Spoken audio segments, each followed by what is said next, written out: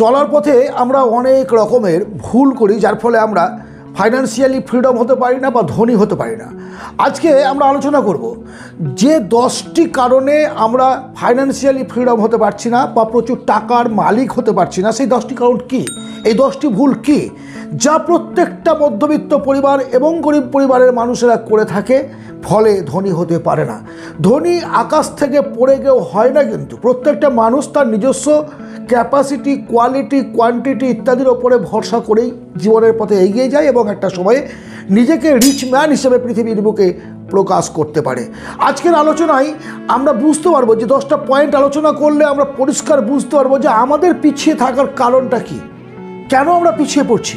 পৃথিবী বিখ্যাত millionaire Steve সিবোল্ট এর মতে, প্রথাগত প্রচলিত ধ্যান ধারণা থেকে বেরিয়ে আসতে না পারলে আমরা জীবনে ধনী হতে পারবো না। প্রচলিত ধ্যান ধারণা কি? প্রচলিত ধ্যান ধারণা হচ্ছে, প্রথম পয়েন্ট যেটা, সেটা হচ্ছে হার্ডওয়ার্ক।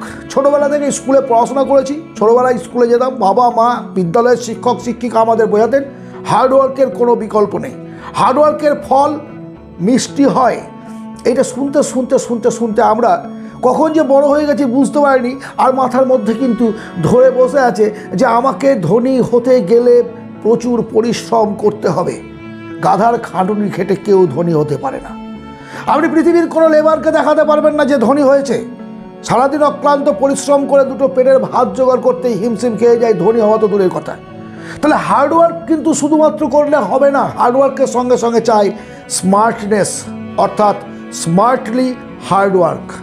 সারাদিন গরুর মতো পরিশ্রম করবেন, আর সন্ধ্যেবেলায় এসে 300 টাকা মজুরি, 500 টাকা, 700 টাকা মজুরি নিয়ে বাড়ি ঢুকে এসে বলবেন আমি ধনী হব, এটা হতে পারে না।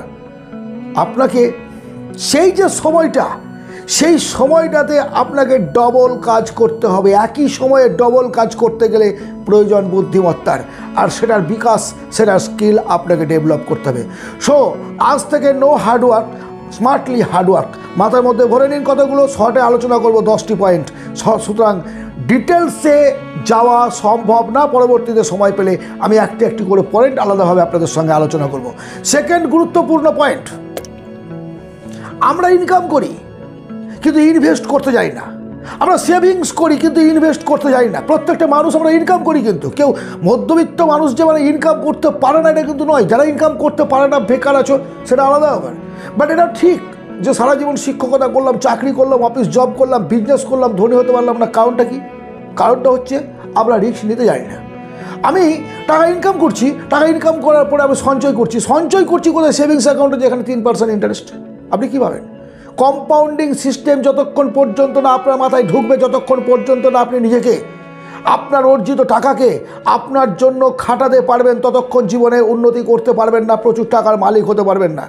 সো আজ থেকে নট সেভিংসের পাশাপাশি আপনাকে অবশ্যই ইনভেস্ট করতে হবে। ইনভেস্ট কোথায় করবেন? প্রশ্ন করতেই পারেন আমাকে, আমি ইনভেস্ট কোথায় করব? আপনার কোয়ালিটি এবং ক্যাপাসিটি অনুযায়ী আপনি ইনভেস্ট করুন। আপনি শেয়ার মার্কেট করতে পারেন, স্টক মার্কেট করতে পারেন, গোল্ডে, ল্যান্ডে, প্রপার্টিতে, যেখানে আপনার ইচ্ছে আপনি করতে পারেন। বাট একটা বিষয়ে খেয়াল রাখবেন, আমি একটা বিষয় বুঝি সেখানে আমি ইনভেস্ট করছি। আমার দেখা দেখি বা কারো প্ররোচনায় পড়ে অন্য কোথাও টাকা ইনভেস্ট করবেন না। আপনি যেটা জানেন, যেটা বোঝেন, যেটাকে আপনি নিয়ন্ত্রণ করতে পারবেন, সেই জায়গায় টাকা ইনভেস্ট করুন। শুধুমাত্র ফেলে রাখবেন না।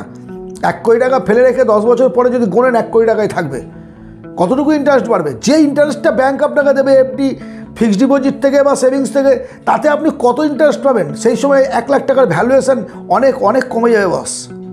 দেখে মনে হতে পারে আপনার কাছে প্রচুর টাকা আছে। সো আজ থেকে আপনাকে বুদ্ধিমত্তার সঙ্গে ইনভেস্ট করতে হবে, শুধু ইনকাম নয়। তৃতীয় ভুল যেটা আমরা করি সেটা হচ্ছে এক্সপেন্স মোর দ্যান আর্নিং, আয়ের থেকে ব্যয় বেশি করা। এখন প্রশ্ন হলো, আয়ের থেকে ব্যয় আমি কি করে করছি? আপনি আমাকে জিজ্ঞেস করতে পারেন যে আয়ের থেকে তো ব্যয় করতে পারি না, আমার তো আয় এই টাকা, এর থেকে বেশি কী করে খরচ করছি? আপনি একটু ক্যালকুলেশন করুন যে আজকে যে মুহূর্তে আপনি আছেন, যত টাকা ইনকাম করছেন, সেই ইনকামের টাকায় পরিবার চালাতে হচ্ছে, সংসার চালাতে হচ্ছে, ছেলেপেলের পড়াশোনার খরচ আছে, মেডিসিন আছে, ঘুরতে যাওয়া আছে, আনন্দ ফুর্তি আছে, গিফট দেওয়া আছে।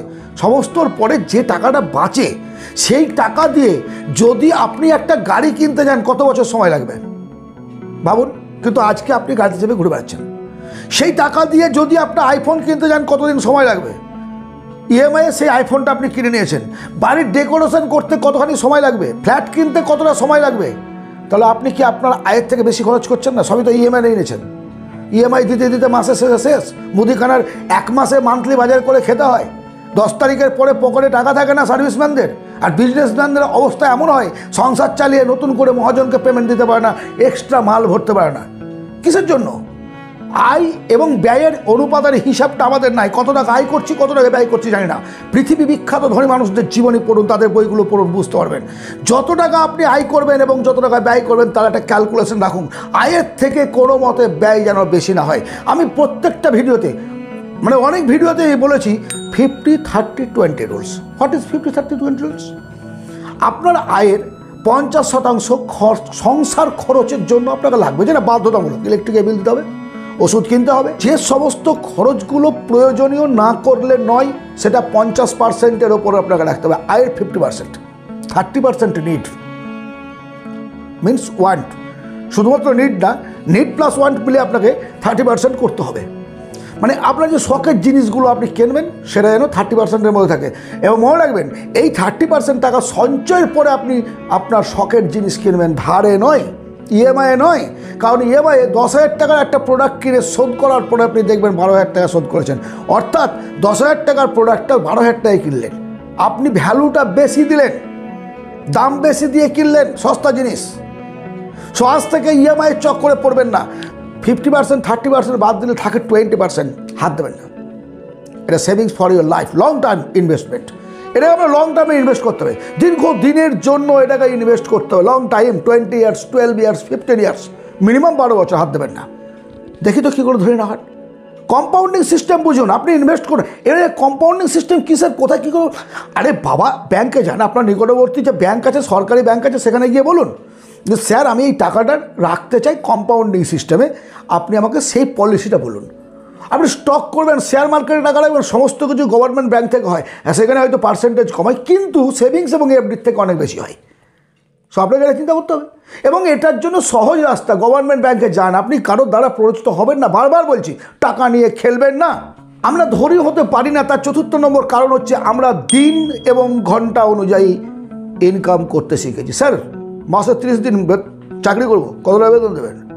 মান্থলি কত টাকা প্যাকেজ, ইয়ারলি কত টাকা প্যাকেজ, 6 ঘন্টায় কত টাকা প্যাকেজ, অর্থাৎ ঘন্টা, দিন, বছর, এই অনুযায়ী আমরা ইনকাম করি। এর ফলে আমরা একটা লিমিটেড ইনকামের মধ্যে পড়ে থাকি। হ্যাঁ, ফাইন্যান্সিয়ালি ফ্রিডম, সেখানে আপনার হয়তো ফ্রিডম বলা যাবে না, একটা স্টেবল জায়গায় আপনি থাকবেন। হ্যাঁ, আমি একটা ইনকাম করি, মাস গেলে এত টাকা আমার কাছে আসে, আপনি একদম কনফার্মলি জানেন যে এটা আমার আসবে। বাট এই করে আপনি প্রচুর টাকা ইনকাম করতে পারবেন না।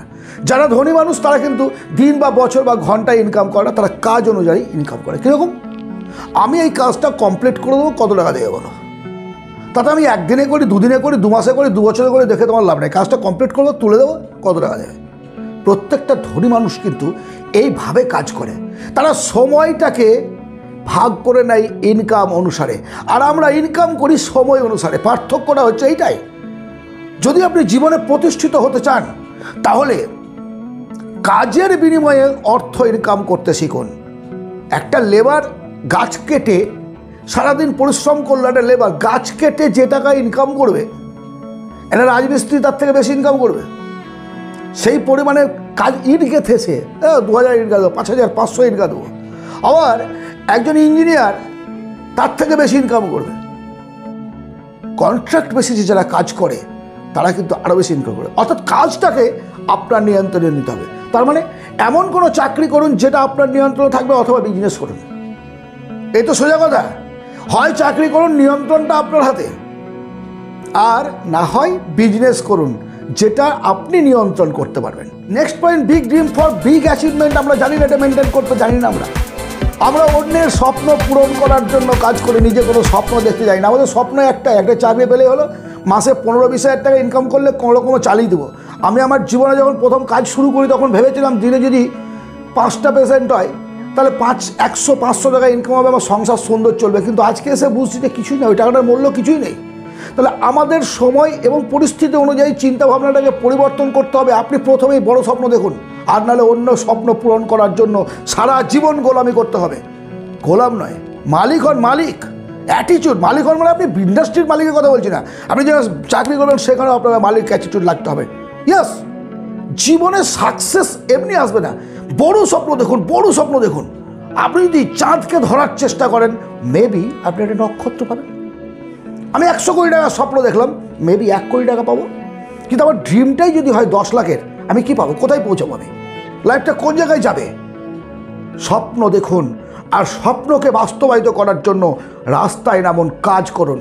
দেখি পৃথিবীর কোন শক্তি আছে যা আপনাকে ফাইন্যান্সিয়ালি ফ্রিডম হওয়ার থেকে বাঁচাতে পারে। মিডল ক্লাসের সবচেয়ে বড় গুরুত্বপূর্ণ আরও একটা দোষ, সেটা হচ্ছে কমফোর্ট জোন। আমি একটা চাকরি পেয়েছি, আমি একটা বিজনেস করছি, মান্থলি একটা ইনকাম হচ্ছে, এইবারে এই ইনকামে আমি সুন্দরভাবে আমার পরিবারটাকে চালাতে পারছি, রিস্ক নিতে পারছি না আর নতুন করে কিছু করার, কারণ কমফোর্ট জোনের মধ্যে পড়ে গেছি। নাও বাবা থাক, আর একটা পাশে বিজনেস করতে হবে চাকরির পাশাপাশি। যদি বিজনেসটা ডাউন খেয়ে যায়, সব আউট হয়ে যাবে। সব বিজনেসে হাত না দিয়ে আমি যা আছি ভালো আছি ভাই, এসব জ্ঞান ফ্যান শুনে লাভ নাই, স্কিপ করে দেবেন, বেরিয়ে গেলেন। জীবন থেকে আপনি স্কিপ করে বেরোতে পারবেন না। আপনাকে আপ টু ডেথ পর্যন্ত বেঁচে থাকতে হবে, লড়াই করতে হবে, সংগ্রাম করতে হবে। আজ ইনকামের জন্য করছেন, কাল ছেলে মানুষ করার জন্য করবেন, পরবর্তী ক্ষেত্রে ছেলে বউয়ের ঝাঁটা খাওয়ার জন্য করবেন, আর না হলে ভালোবাসার জন্য কিছু অর্থ রেখে যেতে হবে। এটাই রিয়ালিটি। হয় ভালোবাসার জন্য আপনাকে কিছু দিতে হবে, পেতে গেলে দিতে হয়। সো কখনো আপনি টেনশন ফ্রি থাকবেন না। এই কমফোর্ট জোন যেটাকে আজকে আপনি ভাবছেন, সেটা কমফোর্ট জোন হবে না, কম্বল জোনে পরিণত হবে। গ্রীষ্মকালেও কম্বল গায়ে দিয়ে শুয়ে থাকতে হবে। সেটা যদি না চান, রিস্ক নিন এবং কমফোর্ট জোন থেকে বেরিয়ে আসুন। সাহস প্লাস জ্ঞান প্লাস কাজ ইজুকাল টু সফলতা। এমনি হবে না। আপনার সাহস আছে, জ্ঞান নেই, হবে না। তিনটেকে থাকতে হবে, কাজ করার ক্ষমতা রাখতে হবে, জ্ঞান থাকতে হবে, সাহস থাকতে হবে, তবেই সফলতা আসবে। একটা জায়গায় বসে ভালো তো একটা চাকরি করছে, ভালো কথা, আপনার সিকিউর একটা জায়গা আছে, মাস গেলে এটা পাবেন। সো রিস্ক নেওয়া তো ইজি ব্যাপার। কী হবে কিছু লস হলে পরে? লস না করলে লাভ হয় না, ফেলিওর না আসলে সাকসেস হয় না। চুপচাপ আরাম কেদারায় বসে চা খাওয়া যায়, খবরের কাগজ পড়া যায়, খবরের কাগজ লেখা যায় না, খবরে আসা যায় না। আমাদের মতো পরিবারের ছেলেমেয়েদের, আমাদের মতো পরিবারের সংসারের লোকেদের অর্থ ইনকাম করার পরেও ধনী হতে না পারার, একগুচ্ছ টাকা জমাতে না পারার, ফাইন্যান্সিয়ালি ফ্রিডম হতে না পারার মূল কারণ হচ্ছে আরও একটা, কত টাকা চাই সেটা আমরা জানি না। অনেক বন্ধু বান্ধবকে আমি জিজ্ঞেস করেছি, ধনী হতে চাস? বেশ ভালো কথা, বল কত টাকা চাই। কত টাকা পেলে ধনী হবি? জানো না, কিছু একটা পেলে হয় না। একটা টার্গেট থাকবে যে আমার এত টাকা চাই, ফাইন্যান্সিয়ালি ফ্রিডম হওয়ার জন্য কত টাকা চাই। আমি সহজে বলি, কত টাকা পেলে আপনি ধনী হবেন।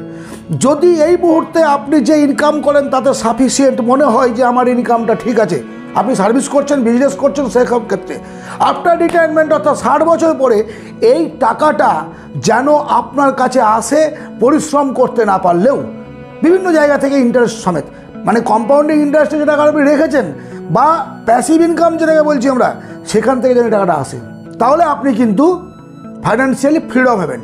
আর মিলিয়নের ট্রিলিয়নের এসবের ব্যাপারটা আলাদা। আমি আমার মোবাইলে যতগুলো সংখ্যা আছে ততগুলো সংখ্যার টাকা অ্যামাউন্টে ব্যাংকে দেখতে চাই, এগুলো আপনার স্বপ্ন, কিন্তু থাকতে হবে। আমার 1 লাখ চাই, 1 কোটি চাই, 10 কোটি চাই, 100 কোটি চাই, যেটা চাই সেটা আপনার যেন মাথায় থাকে, লিখিতভাবে থাকে, আপনাকে রাখতে হবে। আর এটা আমরা রাখতে পারি না বলে আমরা অ্যাচিভ করতে পারি না। গোল নাই, অ্যাচিভ করবো কি? গোল পোস্ট নাই, গোল মারবো কি করে?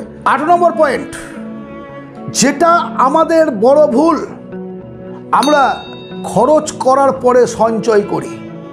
সব কিছু উড়িয়ে দিলাম, টাকা ইএমআই দিলাম, বাড়ির খরচ করলাম, সকাল্লাদ করলাম, ঘুরে আসলাম, যে 10 টাকা বাঁচলো জমালাম। আজ থেকে 20%, আয়ের 20% টাকা আগে সঞ্চয় করবেন, তারপরে খরচ করবেন। অর্থাৎ ইনকাম, তারপরে খরচ, তারপরে সঞ্চয় নয়। আজ থেকে হবে ইনকাম, সঞ্চয়, তারপরে খরচ।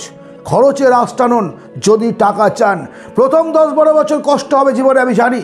চলার পথে আমাদের যেটা স্বপ্ন থেকে প্রথম ইনকাম করতে শুরু করার পর 10-12 বছরের মধ্যেই আমরা সমস্ত শখ মিটিয়ে নিতে চাই, পরে কাঁদতে হয়। পরে হাসতে চাইলে প্রথম 10 বছর কষ্ট করুন, তারপরে জীবনটা সুখে কাটাবেন। ইয়েস, এটাই হচ্ছে নিয়ম। আজ থেকে সঞ্চয় আগে করবেন, তারপরে খরচ করবেন। নেক্সট পয়েন্ট, ভাগ্য আমার খুব খারাপ, ওর ভাগ্যটা খুব ভালো।